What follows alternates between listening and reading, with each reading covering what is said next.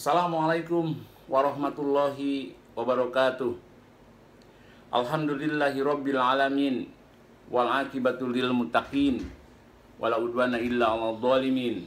Salatu wassalamu ala sayyidina Muhammad wa ala alihi wa sahbihi ajmain. Rabbi shrah li sadri wa yassir li amri wahlul 'uqdatam min lisani yafqahu qawli, amma ba'du. Ilahi anta maksudi waridho kamatlubi a'tini mahabbataka wa ma'rifataka. Teman-teman yang berbahagia, selamat berjumpa kembali dengan saya Arif Billah. Sudah lama kita tidak bersua di channel YouTube ini. Mudah-mudahan Anda semua dalam keadaan sehat walafiat. Amin Allahumma amin. Teman-teman yang dirahmati Allah, pada hari ini kita sangat berbahagia sekali karena Allah masih mempertemukan kita dengan Idul Adha yang kita sebut pula dengan istilah Yaumun Nahar, Hari Raya Kurban. Mari kita ambil spirit dari Idul Adha ini. Tentu saja kita sangat berbahagia sekali karena Idul Adha tahun ini bertepatan pada hari Jumat, yaitu hari raya pekanan bagi umat muslim. Kita juga sering menyebutnya dengan Yaumul Jum'ah, yang juga kita biasa sebut dengan Sayyidul Ayyam. Maka sudah sepatutnya lah kita bersyukur kepada Allah Subhanahu wa Ta'ala atas nikmat itu. Sungguh tanpa hidayah dari Allah Subhanahu wa Ta'ala, kita tak akan berada di jalan yang lurus ini. Kita tidak akan berada di jalan keselamatan, jalan kebahagiaan, jalan kemenangan, yaitu dinul Islam. Teman-teman yang dimuliakan Allah, tanpa rahmat dan nikmatnya, kita tak mungkin mampu beramal dalam 2 hari raya yang hari ini kita sudah laksanakan dan akan laksanakan nanti pada siang hari. Maka syukur kita sudah seharusnya terwujud dengan memanfaatkan nikmat Allah untuk menaati perintah-perintahnya. Sahabat yang dirahmati Allah, dalam suasana yang penuh kebahagiaan ini, kita juga patut merasa prihatin dengan kondisi bangsa di dunia, terutama bangsa kita, Indonesia. Telah kita ketahui bersama bahwa akibat mewabahnya virus corona yang melanda seluruh penjuru dunia, ini mengakibatkan pada suatu peristiwa bahwa para calon jemaah haji pada tahun ini dari seluruh penjuru dunia, termasuk dari Indonesia, tidak dapat menunaikan ibadah haji seperti tahun-tahun sebelumnya. Ini semua bukan kehendak manusia. Ini semua adalah merupakan qada dan qadar dari Allah Subhanahu wa Ta'ala. Oleh sebab itu, dalam kesempatan ini kita bermunajat kepada Allah Subhanahu wa Ta'ala. Mudah-mudahan wabah virus corona ini segera Allah angkat, sehingga kita dapat hidup normal kembali seperti sedia kala.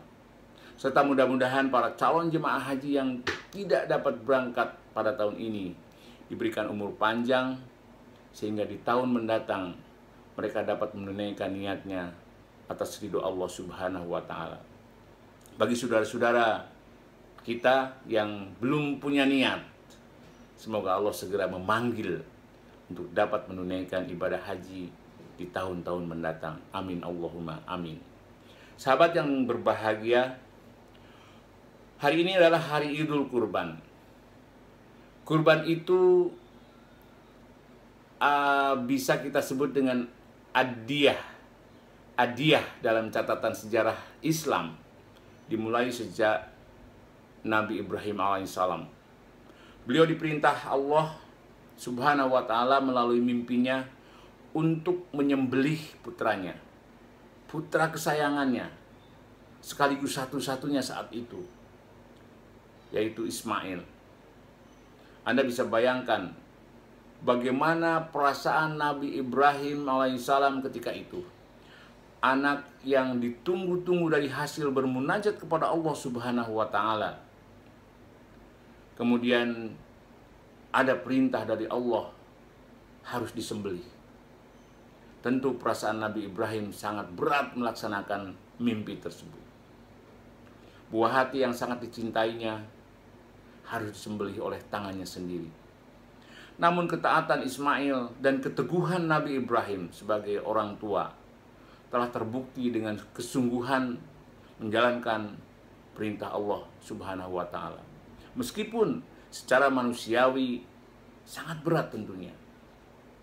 Maka di saat leher Ismail telah siap, ketika itu Allah menggantinya dengan seekor domba. Seperti itulah kemudian umat Islam disyariatkan untuk menyembelih hewan kurban. Jadi kurban ini adalah sunnah muakkad, sunnah yang diharuskan kalau mampu. Allah berfirman di dalam surat Al-Kautsar ayat 1 dan 2. A'udzubillahi minasyaitonirrajim. Bismillahirrahmanirrahim. Inna a'toinakal kautsar fasholli lirabbika wanhar. Sesungguhnya kami telah memberimu nikmat yang banyak, maka laksanakanlah sholat karena Tuhanmu dan berkurbanlah. Teman-teman yang dirahmati Allah Subhanahu wa Ta'ala, ujian Allah yang diberikan kepada Nabi Ibrahim telah memberikan pelajaran kepada kita semua dengan ketauhidan dua insan, ayah dan anak. Allah kemudian memberikan pertolongan kepada keduanya dengan menggantikan leher Ismail dengan leher domba kurban yang sampai sekarang menjadi sunnah muakkad untuk kita laksanakan setiap tahun. Allah berfirman di dalam surat Al-Hajj ayat 36 yang artinya, dan unta-unta itu kami jadikan untukmu bagian dari syiar agama Allah. Kamu banyak memperoleh kebaikan padanya, maka sebutlah nama Allah ketika kamu akan menyembelihnya. Sahabat yang berbahagia, ibadah kurban sesungguhnya mengandung hikmah yang sangat dalam. Ia mengandung dimensi spiritual sekaligus dimensi sosial. Ia mendekatkan hamba kepada Allah Subhanahu wa Ta'ala sekaligus membuatnya peduli kepada sesama manusia. Dengan daging kurban kita dapat membagikan kepada orang-orang miskin sebagai bentuk untuk meringankan beban dan mengembirakan mereka. Daging kurban juga kita bagikan kepada orang-orang kaya untuk melembutkan hati mereka. Dengan harapan mereka pun terpanggil jiwanya untuk menyantuni sesama sekaligus mengokohkan keimanannya. Spirit kurban inilah yang harus kita lestarikan. Spirit peduli sesama, spirit untuk menebar kemanfaatan kepada manusia, spirit untuk mengorbankan sesuatu yang berharga demi kejayaan agama ini perlu kita tanamkan dalam jiwa kita. Spirit kurban harus terus dilanjutkan pada setiap masa, setiap bulan, setiap nafas dalam kehidupan kita. Karena itu, selain kata adiyah atau kurban, di dalam Islam kita juga mengenal kata at-tadiyah atau pengorbanan. Spirit kurban yang dilanjutkan dengan setiap langkah kehidupan tidak lain adalah pengorbanan. Spirit adiyah kurban harus kita ejawantahkan menjadi spirit pengorbanan yang dalam Islam disebut at-tadiyah tadi. Apa saja spirit kurban atau spirit pengorbanan tersebut? Pertama, bahwa setiap langkah dalam beramal karena Islam selalu membutuhkan pengorbanan atau disunahkan adanya pengorbanan. Yang kedua, bahwa antara ad-diyah dan at-tadiyah, pengorbanan, tampak jelas keterkaitannya. Hubungannya sangat kuat karena keduanya merupakan upaya mendekatkan diri kepada Allah Subhanahu wa taala. Dan yang ketiga, bahwa masing-masing antara ad-diyah kurban dan at-tadiyah berkurban mewujudkan adanya tolong-menolong antara sesama muslim, menjadikan wa'tasimu bihablillah menjadi utuh, dan ini merupakan suatu harapan bagi bangsa kita. Yang keempat, bahwa masing-masing antara ad-diyah dan at-tadiyah menghasilkan kebaikan bagi pelakunya. Teman-teman yang dirahmati Allah Subhanahu wa taala, sejak disebarkannya Islam oleh Rasulullah SAW, sejak saat itu pula sejarah pengorbanan dimulai. Baik pengorbanan harta, pengorbanan waktu, pengorbanan pikiran, hingga pengorbanan jiwa dan raga. Kita bisa belajar dari riwayat Rasulullah bersama ibunda kaum mukminin, yaitu Khadijah radhiyallahu anha, yang semula beliau orang yang paling kaya di Mekah. Mereka hidup menjadi sederhana karena hartanya digunakan untuk bekal dakwah yang dilakukan oleh Rasulullah SAW. Kemudian sahabat Abu Bakar As-Siddiq juga demikian. Sahabat terkemuka ini membebaskan budak-budak muslim dengan uangnya sendiri. Bilal adalah salah satu di antaranya yang dibebaskan oleh Abu Bakar Siddiq dari perbudakan pada saat itu. Teman-teman yang dimuliakan Allah, pengorbanan waktu ini juga telah diperlihatkan oleh para sahabat. Setelah mereka memeluk Islam, semua sahabat berusaha mengorbankan waktunya untuk mendakwahi orang lain. Tidak satu pun di antara para sahabat yang memeluk Islam kecuali setelah itu segera mengorbankan waktunya untuk membela agama yang mulia ini. Para sahabat juga mencurahkan segala potensi akalnya, potensi pikirannya untuk memperjuangkan Islam dan memberikan kemanfaatan kepada sesama. Kita pernah membaca kisah Salman Al-Farisi yang menciptakan ide pertahanan parit saat pasukan Ahzab hendak menyerbu Madinah. Jadilah perang itu kita disebut perang Khandak. Kemudian Khalid bin Walid, meskipun masuk Islam belakangan, ia berjasa sangat besar untuk Islam. Kekuatan pikirannya dicurahkan untuk merancang strategi perang hingga kaum muslimin selalu mendapatkan kemenangan di bawah komandonya. Bahkan pengorbanan jiwa dan raga juga menjadi hal yang mudah dijumpai pada saat itu, pada generasi pertama umat ini. Mulai dari Sumayyah dan suaminya yang menjadi syuhada pertama karena dibunuh kafir Quraisy lantaran tidak mau kembali kepada jahiliyah. Tidak terhitung banyaknya jumlah syuhada sejak perang Badar, Uhud, kemudian perang Khandak, dan perang-perang berikutnya.